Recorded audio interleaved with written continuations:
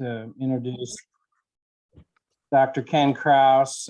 He's one of the big leaders in the field of coastal ecology, as far as I'm concerned. Ken works at the USGS. He's been there since 2004 down in Louisiana. He's been studying everything from halophytic to glycophytic coastal systems, from marshes to vegetation demography to erosion, a whole variety of aspects of coastal systems. And I'm really looking forward to hearing what Ken has to say today. On a detail point, Ken is the world leader on sap flow of coastal trees. And so he's been a major influence on me in particular in the last few years as we've been thinking about coastal systems. So thank you, Ken, very much for joining us. And I'd like to hand it over to you now. All right.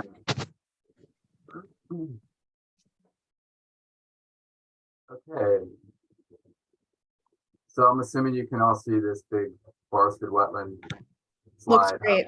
Okay, excellent. I'm so used to having more problems than that. This is working out nice so far.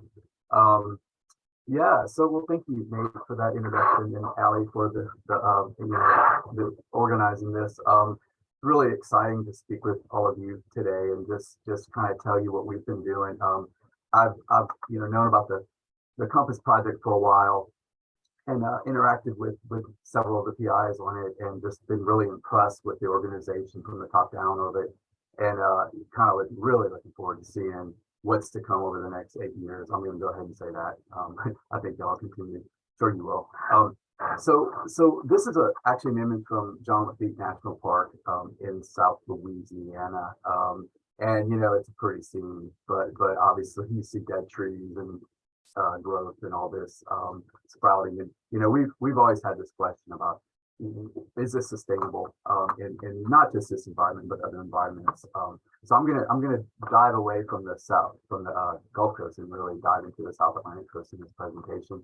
But I want to start out with, first of all, saying that acknowledging the funding Climate Research and Development Program, it's jumped around a little bit. It started out with our U.S.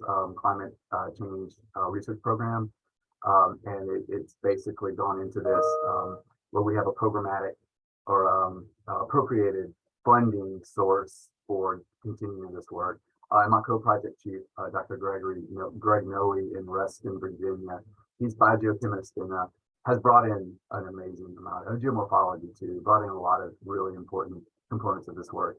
Eric Ward, Hong Chin Wong, Jamie Duberstein, William Connor, Dan Krauss, and Jorge Villa. Jorge and Eric are starting to work. I know Jorge he's part of DOE funding. And he and Eric are really trying to dive into the greenhouse gas fluxes. Many of you understand how difficult that can be to figure out, especially in places like Louisiana.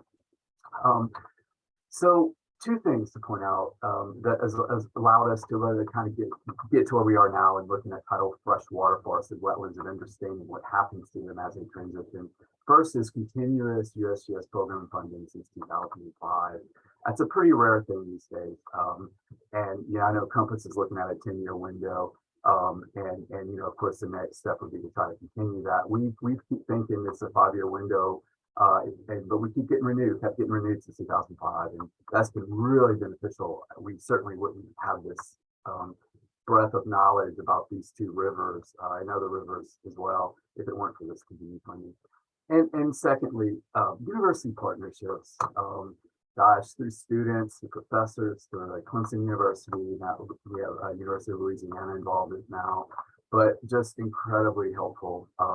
They have facilities closer to some of our research sites, and I could go on and on and on about this, but it's really enabled this project from the ground up. Okay, so our focal zone, I know some of you have seen these slides already, the first few slides already. I try to spice them up a little bit. So maybe they've changed since you've seen them a bit, but this is kind of our focal zone. So if you take the upper sort of where the river starts to get into Marsh, there's this transition. I guess in upland settings, you call this the tree line. We kind of call it the tree line too, but it's not obviously not controlled by the same thing. And so you have this extension of tide that goes from into your freshwater zone. This sort of not swash zone, but it's just an extension. And this is kind of where we're focused. going from an oligohaline estuary defined as about 0.5 to 5 parts per thousand into truly fresh water, which is less than 0.5 parts per thousand. And so over the first, I guess, 15 years of this project, we focused on 4 main sites, which is we had let's see, tidal freshwater forested wetland, a site right at the cusp between tidal freshwater and oligohaline estuary, but wasn't really stressed yet, maybe just getting a little bit of salinity. Then we had a stress site because you have to kill stuff in ecophysiology to really understand what's going on. And then we had a marsh that we investigated. Over the last 3 years, over the last 3 years along the Waccamaw and Savannah rivers, which will be the focus of this, we've set up additional sites in what we call the non-tidal zone, which is classic bottomland hardwood, and the head of tide zone. It's been really fun to try to demarcate, and we again have the fortune of having Jamie Duberstein and William Connor, who've done a lot of work to identify this for us. But I'll mention that this is something Greg Noe had brought to the table, and he's been doing this along the Mattapamine from Monkey River for some time, as well as another couple of rivers in the Chesapeake Bay. But this is kind of what they look like. So this is your tidal freshwater forested wetland. It's a kind of a cool system. And yes, this is a tidal creek and it's truly freshwater system. And it's, of course, related to tidal range. These are really high tidal ranges. This is the sort of that stress condition where it's a, I think it's a nice system, but this particular site, this is from Louisiana, is starting to subside out of sight. So you have really high relative rates of sea level rise on these particular sites. And then this oligohaline estuary, oddly enough, this is a transition between forest and our marsh. Oddly enough, this is probably our prettiest pictures that we have to represent the entire project. That transitional area that we kind of are worried about, right? It's just the way it works sometimes. And then the marsh is super healthy, and I want to make that point. This tidal freshwater forested wetland system is healthy, but the other end of it, the marsh, is super healthy as well. And I think that's a pretty big distinction. So, I mentioned that we wanted to go up slope. And the reason why we want to go up slope is because over time, we've watched these systems gradually change, like individual sites gradually change. So, one site has 25, 30 live trees in the flats. And over time, those are now dead over the last 20, 25 years that we've been working out there. So that made us think about, well, what are we going to see right at the head of tide over time, as well as bottom and hardwood sites a little bit further inland. When does the salt get there? That's a big question. So just an overview of where we are. Those of you who know the Chesapeake Bay region, Choptank, Kokomo, Mattapamine from Monkey Rivers. This is where Greg Noe works. And we try to do parallel studies along the Waccamaw and Savannah rivers with what Greg is doing up in the Chesapeake Bay. And then we have sites in Louisiana. These are a little more complicated. The transects aren't as good, but there's a lot of really important sites here. I mean, it's just the way the tide manifests in Louisiana as a microtidal system, and just about everything we work on in Louisiana is behind some version of a levee. It's pretty crazy. So we have more paired site comparisons here than we do with transect comparisons. And we have this little jewel of a place here, Hopcroft Barony. Many of you are familiar with this place. It's jointly shared by Clemson University and University of South Carolina. And it's a great place because we have all these gradients that we measure. Salinity, flooding, tide, nutrient, too. We haven't really dove into that yet. But we have these gradients in a very small watershed, and there's a really nice research facility there. So we're able to test very specific hypotheses.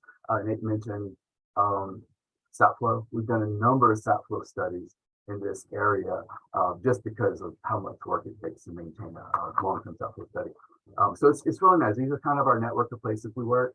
And I want you to think about it not so much as like, this is a great network. I want you to think about it as all of the observations I'm going to tell you about today are limited to these locations.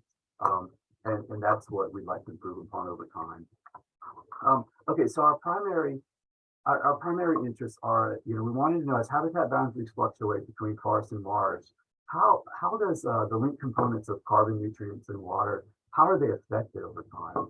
And by extension, if we look at current timelines, we can sort of maybe recreate what happened in the past over when we had these same changes, because these communities, if we're working in a marsh now, we know through some of the geologic sampling that we did for pollen, we know that those systems were forested wetlands some time ago and went to marsh over time. So we know that they've oscillated already between these different community types in the Little Ice Age and medieval climate anomalies, in particular over the latter part of the Holocene. So we document what's occurring now, and then one of the big questions, of course, is to try to predict what's happening in the future. And I'm going to sort of take this iteratively. One slide on sort of the past, multiple slides on the now, and a couple slides on the future. Okay, so the past. So I mentioned this. This is where we should have started. This is where no one can start because it takes so long to process cores. So we've taken cores on every one of our sites along the every one of our sites now. And the first set of cores that were processed by Mariam Jones and Chris Bernhardt, now rested in the office, sort of reconstructed the pollen history of these sites. And so this is one of our reference sites or upland sites, a true tidal freshwater forested wetland on an island. And these are just the pollen chronologies from them. So as you go into the soil, as you go deeper into the soil, you go greater in age, of course. So this particular site, core goes down to about 2,200 years old. So, that's a pretty good record.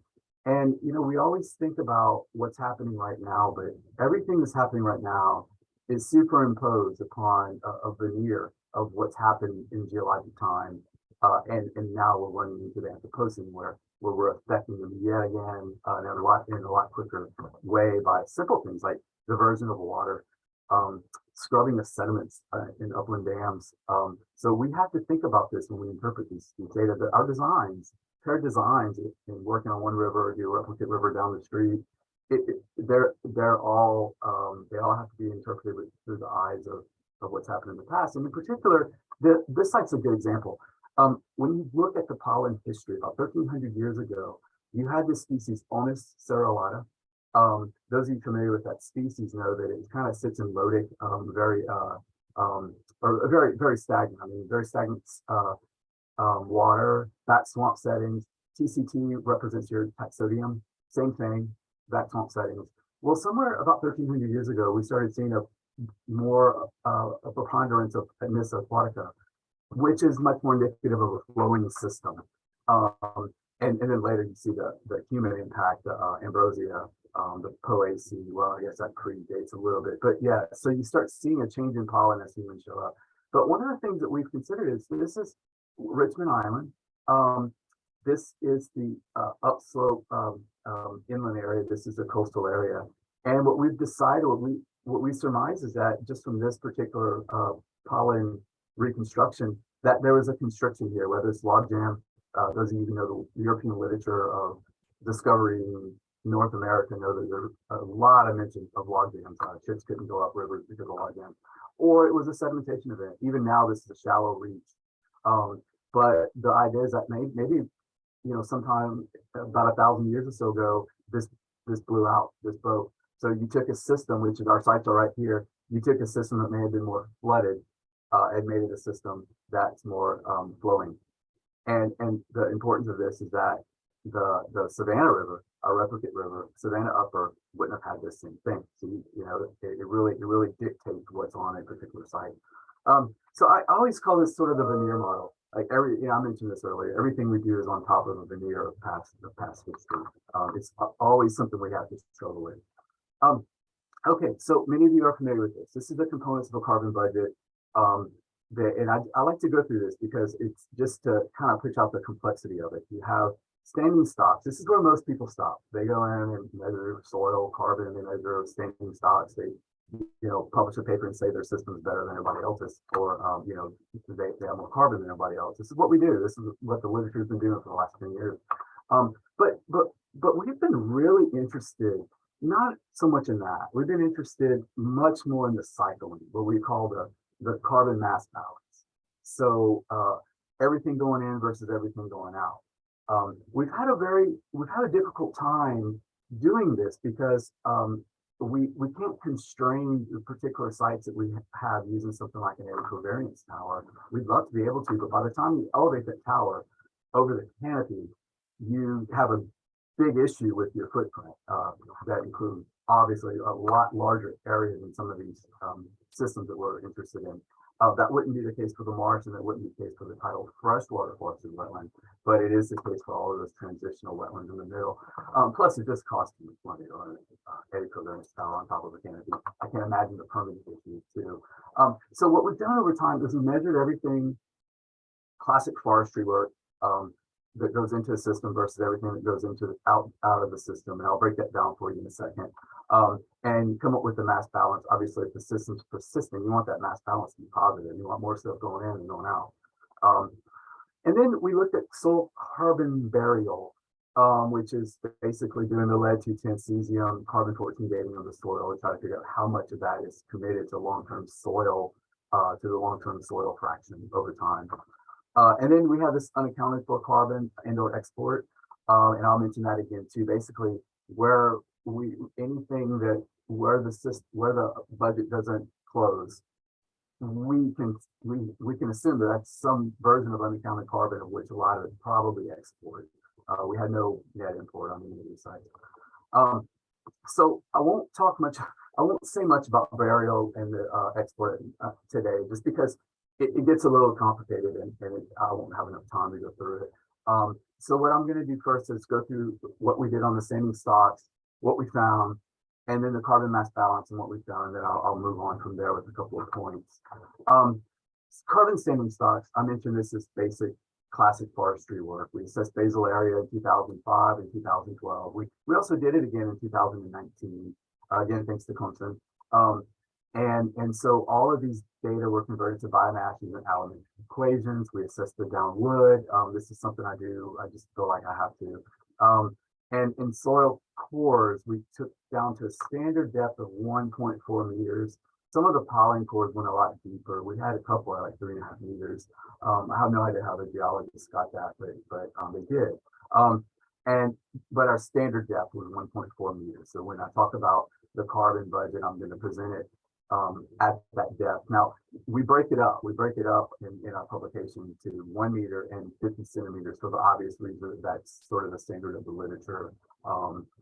Anything you want to do to compare among these systems. This is what we found. So if you look at the y-axis, this is carbon standing stock in megagrams or a metric ton, same unit of carbon per hectare. Upper, which is our freshwater, tidal freshwater forested wetland. Middle, our transitional wetland. Lower, our pretty dead wetland. Pretty dead tree wetland, but healthy marsh coming in. And then our full-on marsh. So the first thing you'll note is obviously above ground, there's not a whole lot of carbon going on in above ground. In fact, because the soil carbon is so high, you can't even see the stacked bars for dominant trees, trees less than 10 centimeters EVH, dead trees, herbaceous plants. But you will notice what you expect as you go from healthy down to salt stress. You get a lot more dead trees, a little bit of herbaceous biomass coming in. But the better story here is what everybody talks about with blue carbon systems is the amount of carbon below ground. But when I look at this, I think, well, yeah, okay, this is a lot of carbon. We can tout this as a really cool system to keep because of all the carbon. But what I see is two rivers that differ quite a bit from each other. And I'm going to talk more about this in a while when I get to the last slide and talk about geomorphology. But when we set these sites up, we basically were in a boat. We're saying, okay, well, this site looks nice. This site looks kind of dead. So let's go measure the salinity. Oh, great, it's 3 parts per thousand. Let's set up a plot here.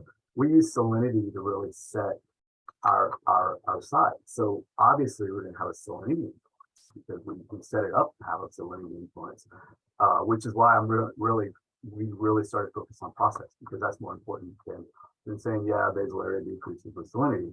We don't need another study out there saying that. We know it. But just a trend. So about 60 to 185 megagrams of carbon per hectare per year, that's in above ground. And below ground, you have so much more. We get asked this question a lot about marshes versus forested wetlands.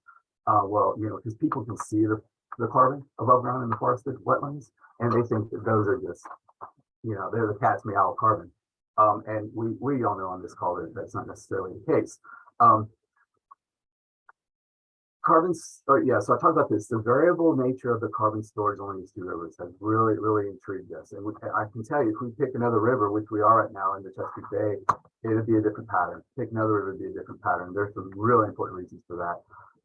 But what I found too, I thought was interesting, is the woody debris. Again, I like to play with woody debris for some reason. 20 megagrams of carbon per hectare on some sites, which is 4 times the herbaceous biomass of the Marsh, and obviously higher than any of the herbaceous biomass of any of the parts of the wetlands. So that's pretty significant, more so than we thought, because when you look at a site, you don't necessarily see that woody debris, but it's obviously there.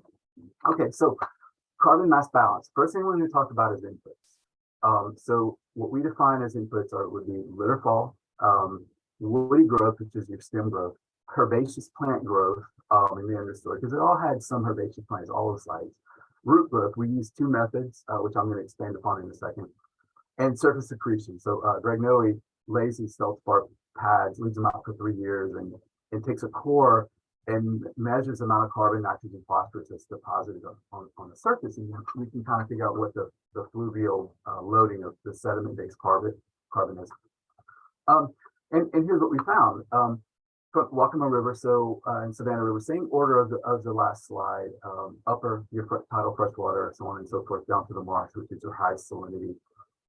Carbon fluxes here in grams of carbon per meter squared per year, which is just a standard way of reporting fluxes. And what we found first off interesting is that, remember, the pattern of productivity here is let's see, it differs. It kind of mirrors what you saw in the same stock, so that kind of makes sense.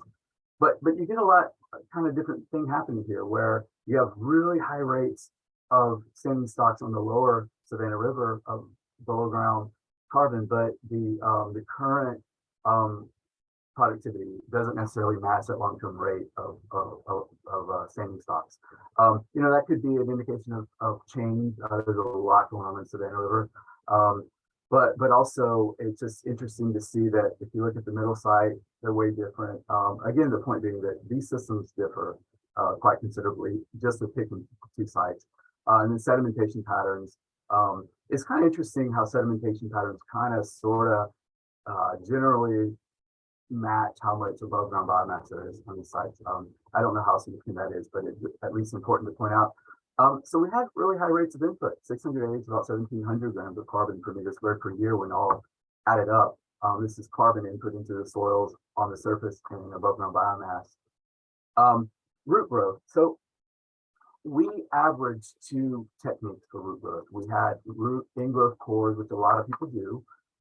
It's pretty easy. I mean, no root growth studies are easy, but we also use serial coring studies, where you basically take repetitive coring, cores over time, you assess that all the biomass in there, and you do formula to determine what the productivity is. This is often used by Marsh ecologists. So because we're a mix of marsh and forested wetland folks, we wanted to look at this and sort of understand what happens with the different techniques.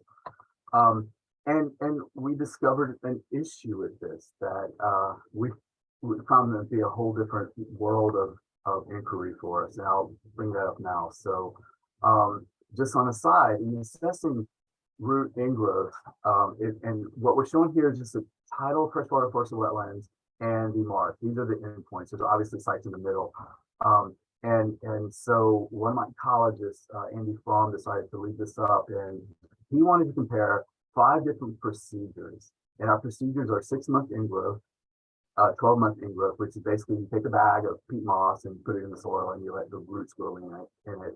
Serial coring using one calculation, and serial coring using another calculation, smaller calculation, and max min respectively. And then this 5th technique, total below ground carbon allocation. That's kind of intriguing, because you're able to use the mass balance of carbon to sort of discern what the root growth must be through difference calculations. It's a cool technique, but because it's plot level, it's 1 N of 1 per plot, so there's just no inference around whether or not that's good or bad. But what you'll see is pretty clear, right? So this is the same site. And it depends on what technique. Your range is all the way from like 7,000 down to, I don't know, maybe that's 1,000, just based upon the technique. And just in a nutshell, what we've discovered, we think, is that if you're looking at a forested wetland, the ingrowth technique works fairly well because you don't have those small rhizomes. What I mean by small rhizomes are those that are under the diameter of 5 millimeters. So maybe they're not even considered a rhizome yet, but larger than 2 millimeters. But when you do this serial coring method, you get those higher size class rhizomes or mini rhizomes or sub rhizomes, whatever they're called. We've actually got very few big rhizomes in these cores, so that was kind of interesting. But here you go. What do you do with this? These are the same sites, the same location. In some cases, the ingrowth cores and the serial cores were the same cores, you know, and this is what we get in the productivity realm. And so, yeah, so we don't, our carbon budget that we develop actually comes from the ingrowth cores, just so you know. Okay, so outputs. So we assess greenhouse gas fluxes, CO2 and methane, litter decomposition and root decomposition. So this was work, the litter and root decomposition was worked on by Camille Stagg, who was a postdoc on this project at the time. And here's what we found. So a couple things here. Obviously, I'll swap the axes on you. Carbon outputs range up to somewhere greater than 1,000 grams of carbon per meter squared per year. We have tree litter decomposition, herbaceous litter decomposition, which is productivity minus our decomposition study factors, the K value from our decomposition studies. Root decomposition, soil CO2 efflux and soil methane efflux. So we use chambers to do this. Putting eddy covariance towers under the understory is just not so, or in the understory, it just doesn't work very well. But what you'll note first and foremost is that upper Waccamaw River versus like the Savannah River, upper Savannah River, a lot more methane coming out of the upper Waccamaw River than the upper Savannah River. Due to a number of different things, this one's probably flooded a little bit more. This is going to relate to sort of position along the river that I'll bring up in a little while. But there's a couple parts of this. So this CO2, these CO2 data here, these represent total soil CO2 efflux. So you have to be careful because that efflux includes below ground live root respiration as well as soil respiration, but it also includes the respiration from dead or decomposition of dead roots. So right, if we just use this and don't split it out, we double account for CO2. So we partitioned it to avoid that. And we used a standard calculation or standard adjustment for that actually was developed by Paul Hansen. I don't know if he's on the call, but one of your own. And it's something like 48%. We made the assumption was actual flux is not associated with rhizomicrobial respiration. We didn't do the study specifically on the site, so we were limited a little bit in doing that, but we knew we needed to split it out so as not to double account for methane, CO2 fluxes.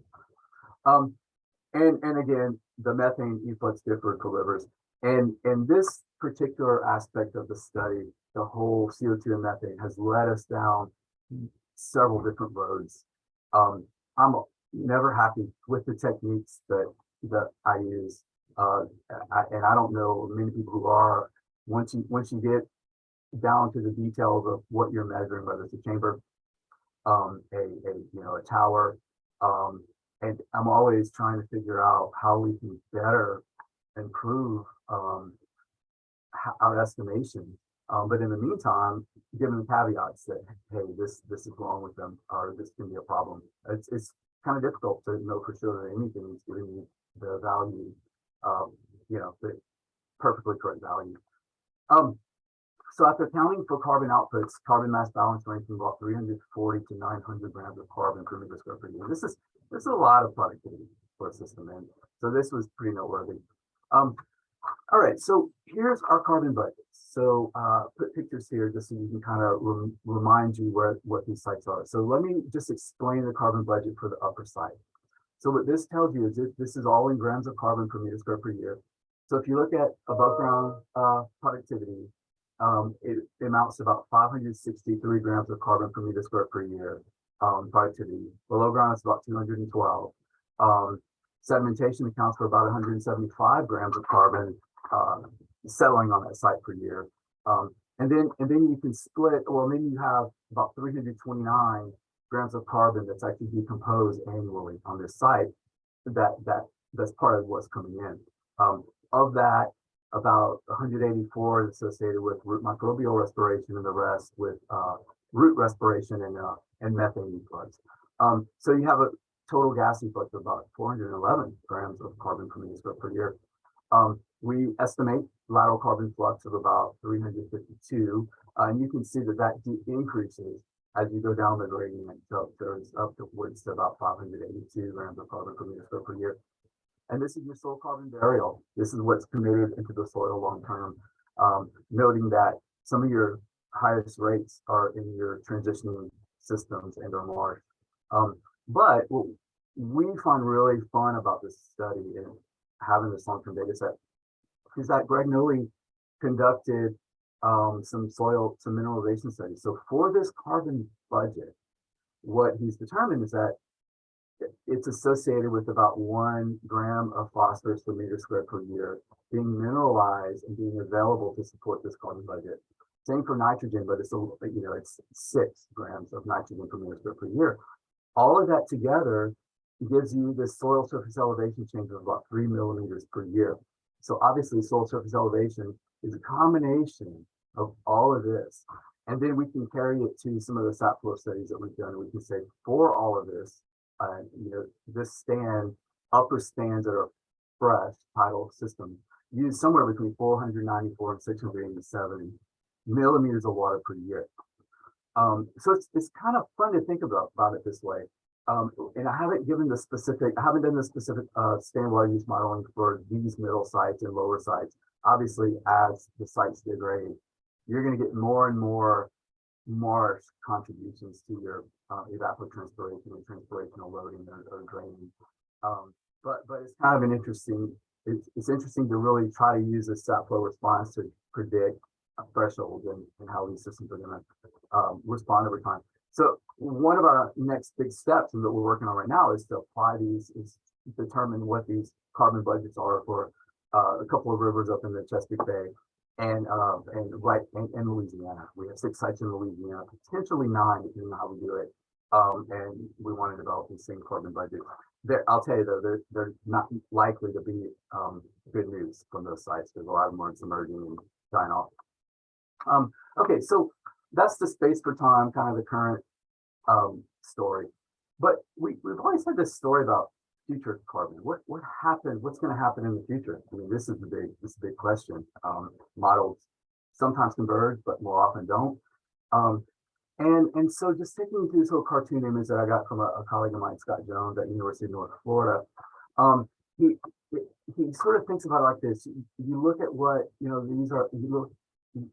You build from the past. So you want to determine how the system responded many years ago to dictate and lead to the condition we're in right now. That's what I was trying to say. And then of course, a lot of our studies are looking at what's happening right now.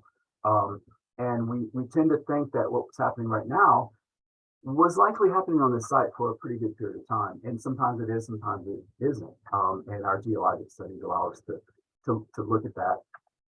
But all of this kind of comes together in trying to figure out what can we expect in the future. And we hear this a lot from society about, well, we need to interpret everything based upon, past climate change events. And I think it's important to think about it scientifically too. And one of the ways we do this here is through this. We have an elevated CO2 facility, which was established by one of our emeritus scientists, Karen McKee, and she's worked with Pat McGonigal on some studies here as well, and elevated CO2 studies. But it's been a really useful tool. But let me step back a second and kind of frame why these studies are valuable. We can conclude from all of these studies that I just presented to you that the upper estuarine carbon standing stock of 322 to 1200 64 megagrams of carbon per hectare, is huge relative to some of the other blue carbon wetlands. You know, we can, like I do here, I show you an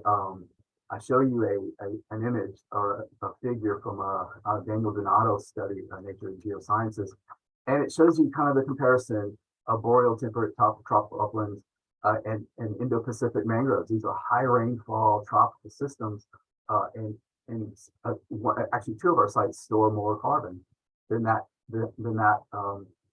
those ecosystems do. But there's a lot, there's caution here. Number one, we have a very limited sample pool from tidal freshwater forested wetlands. The other study that actually agrees with this was done in the Pacific Northwest, and it shows a lot of carbon storage in the upper estuary.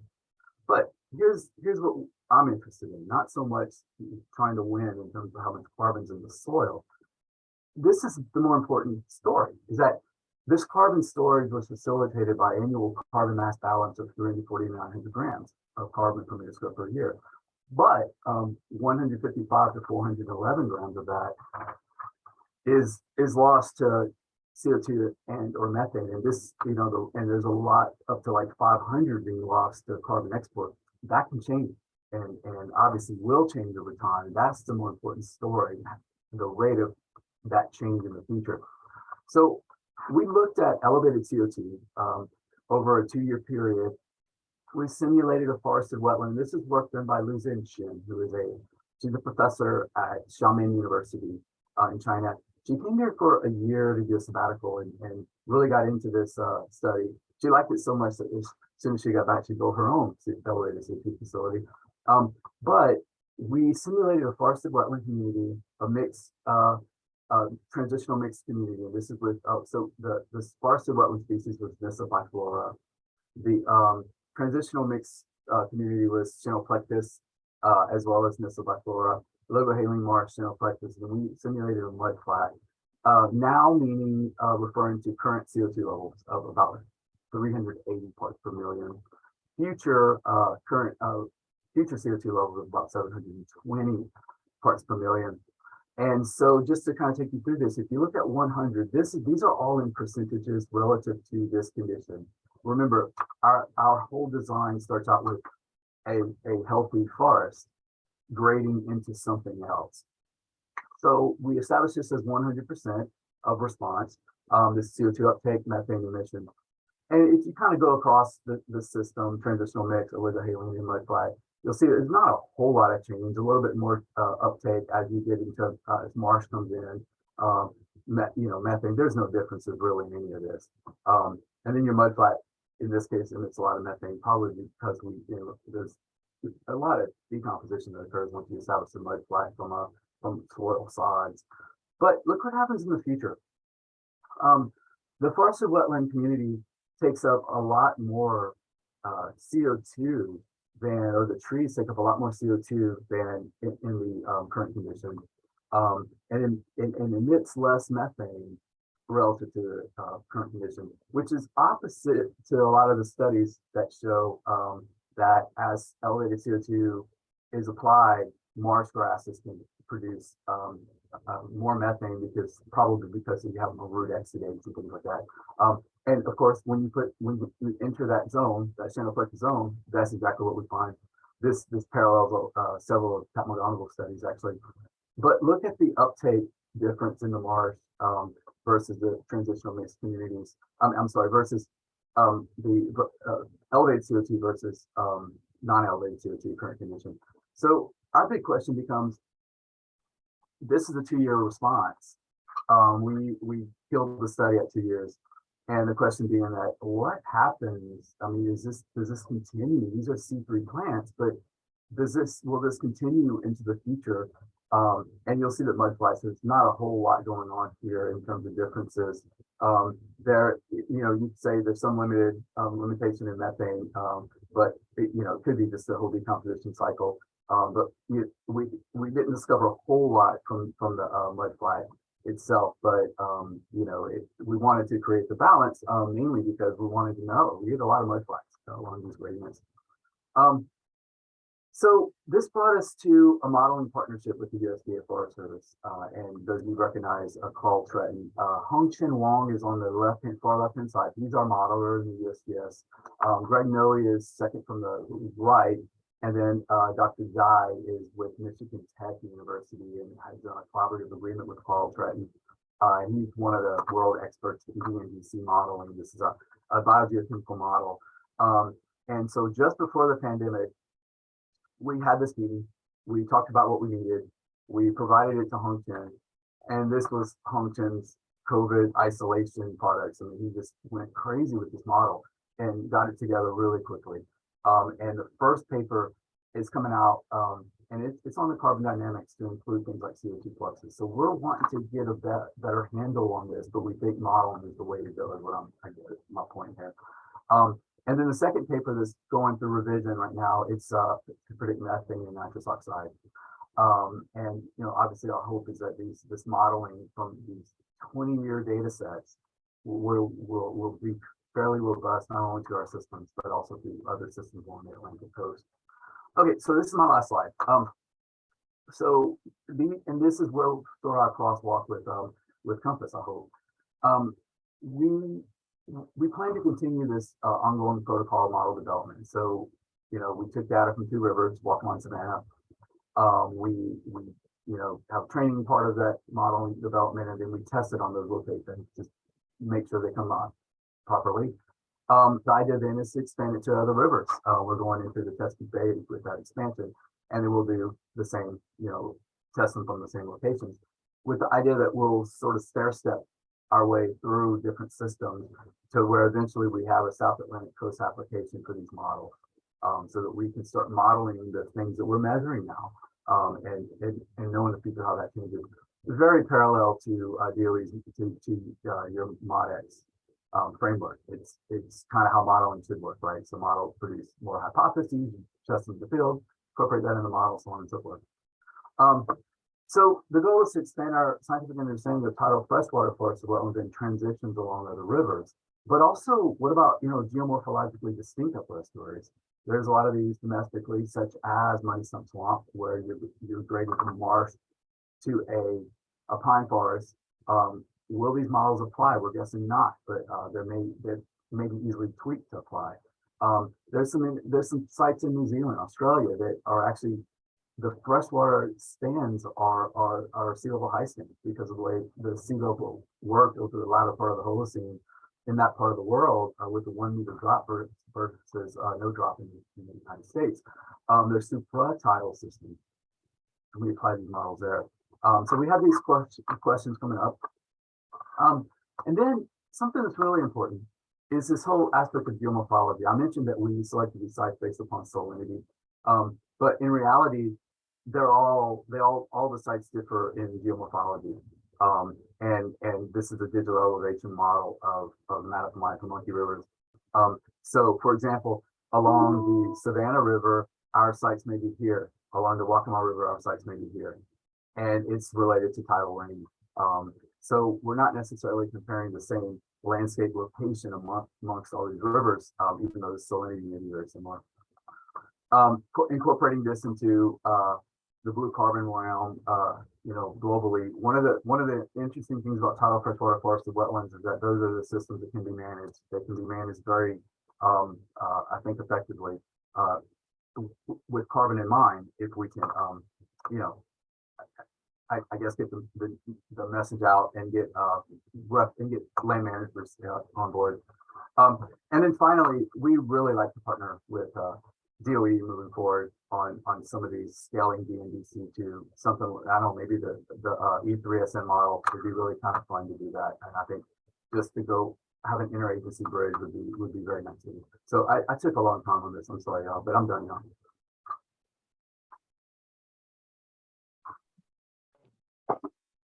Thank you, Ken.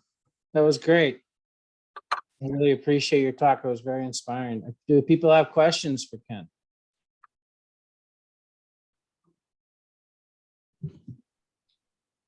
I do, but I don't want to dominate.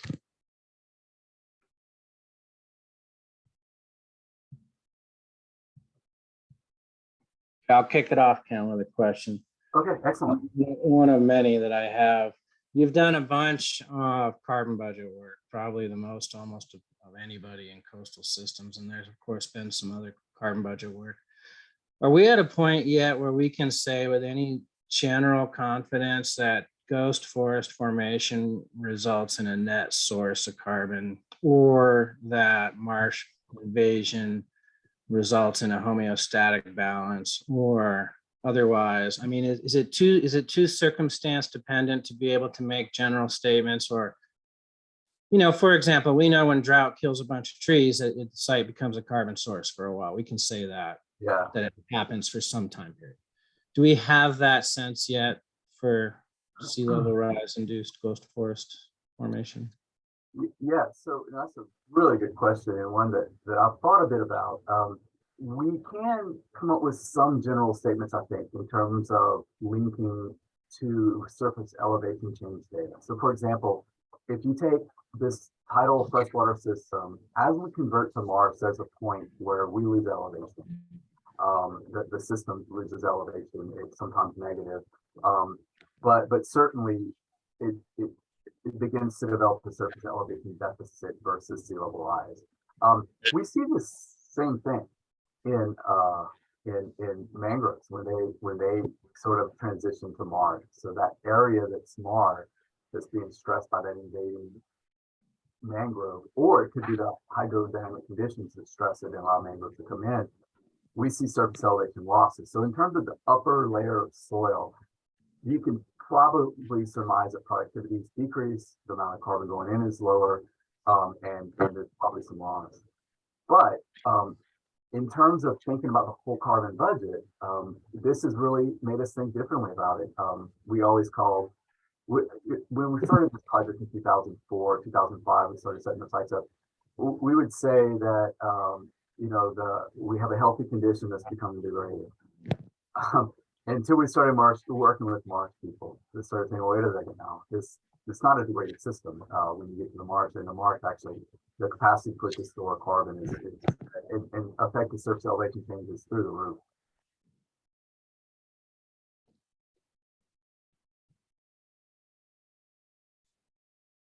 All right. Thank you. Other questions for Ken?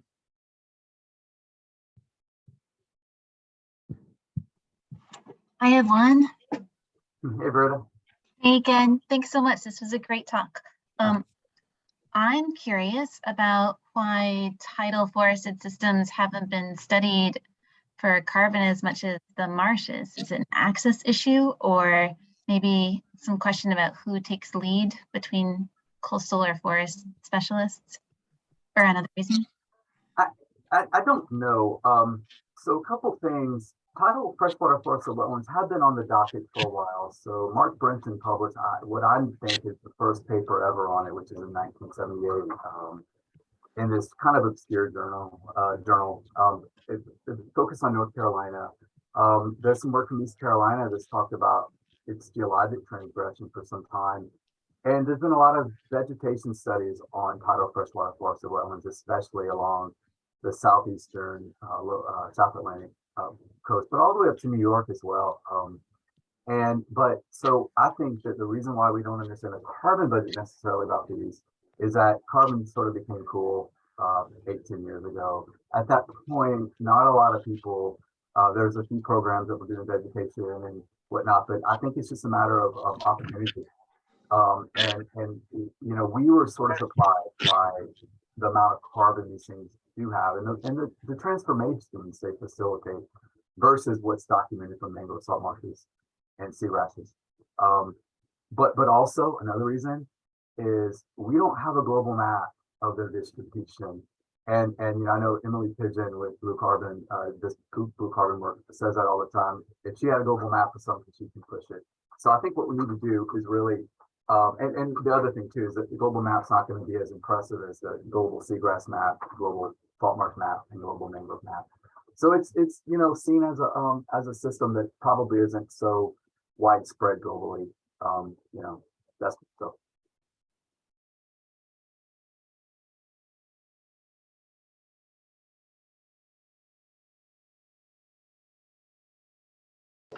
Actually, one hand up. Yeah, well, I just jump ahead. Thank you, Nate. Thank you, Ken. That's a really interesting presentation. So my question is really, on your last slide, and I wonder, what do you think are initial steps we can take to, say, encourage the building the bridge between, say, the NDC model and our E3SM model, and also, about our like MODEX framework and, something along that partnership? Yeah, well, I'll mention the modeling first. I think that there's opportunity maybe to get Hong Chen together with some of you, on just meeting. I don't necessarily like to just propose meetings, but maybe like a working exchange, maybe a week or two, and just understanding the scale of the platforms that y'all are working in. I'm pretty sure Hong Chen would like to do this, but also another way to do it is just to really let all of you know what our data sets are, and provide that when asked. I don't want to just dump data on all of you when you don't necessarily need it. But knowing that we have these parallel efforts in the USGS and with DOE, and that it doesn't require any transfer of funding necessarily, unless there's very specific questions that we want to tackle together and go after outside funding for, which Eric Ward has done a bit. But I think that we have these, just keeping, when you reach a point where you need components of it, after you were to meet with something with Hong Chen, for example, it may facilitate that feedback in the future, and we're perfectly willing to do that. In terms of MODEX framework, I think they're independent series of studies, and I think we're just using the same approach. So over time, we'll gain the same type of information from our respective systems. And it's a great, like I mentioned, it's a great approach to doing things. So. Yeah, thank you, Ken. We'd very much like to, have the initial conversation going so we understand each other's modeling and data better, and then think about, what we can work together on that. Excellent. Yeah, I'd love that. Thanks. Yeah, thank you.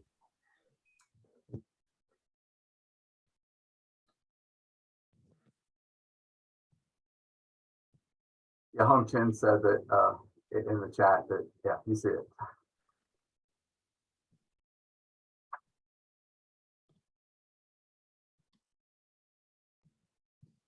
I've got a question, maybe a different question theme, Ken. Have you guys thought at all about how lateral export of carbon could change these systems in terms of either sinks or sources?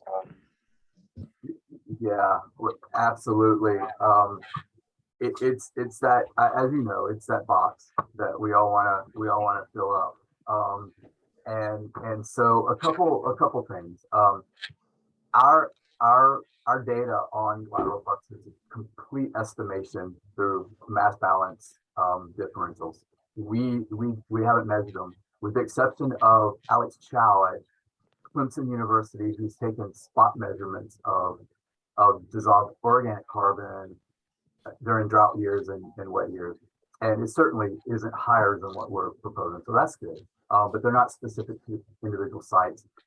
We've talked a little bit about it. We've had David Ho and Damien Mayer from Southern Cross. Well, David Ho's with the University of Hawaii, and they were just passing through. So we had them come and go to the sites, and we were kind of thinking about what we might do to get a really good idea of the dissolved fluxes, lateral flux budgets, and it became really expensive really fast. So I think there's a protocol to do it, but it would be a very comprehensive study. But that is obviously, we estimated that those lateral fluxes do increase as we go down the continuum from forested wetland to Marsh. Could be related to lignin nitrogen ratios to some degree, but it's telling that we're losing more carbon through lateral fluxes. At least we hypothesize that we're losing more carbon through lateral fluxes as we go down gradient. Well, and yeah, you're pumping and losing, but you might be shunting refractory stuff to the deep ocean too, right? I mean, so these could just be shifting a sink or they could be shifting a source. It's challenging. Right, right, and you're right. So you got to look at it from two perspectives. If you look at it from site degradation perspective, it's one thing. But if you look at it in terms of, this, I do fully aware a lot of that carbon can go off and be, put on the ocean floor for thousands and thousands of years. You're not necessarily losing carbon to the atmosphere, right? So, yeah, it's kind of two perspectives of it, and I'd honestly like to get a hold of both of those and understand that better. It's just not really what I do, but that's okay. I'm willing to learn. Awesome, thanks. Yeah, thanks.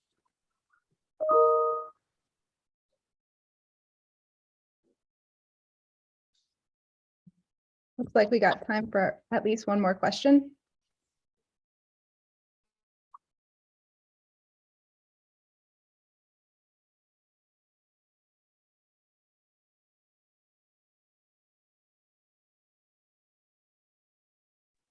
All right, I think we can wrap it up early. You need to unshare, right? I think so, but do you see my screen? Yeah, I do. Okay, awesome. So next week in August, we will be having Lauren Kisman Costello presenting on redox controls and biochemical cycling. I'm going to put into the chat here in just a second a link for you to register. Oops. It will be hosted by Mike, our very own Mike Wintraub, and we hope to see many of you there. Thanks so much. Yeah, thanks everyone. Thanks, you. Ken.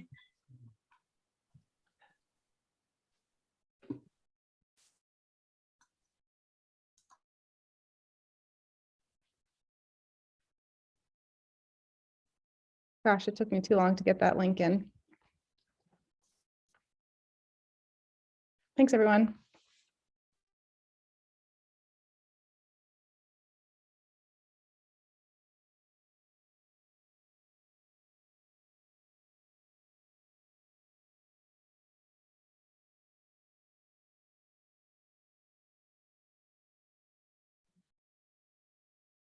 Hi, Mike.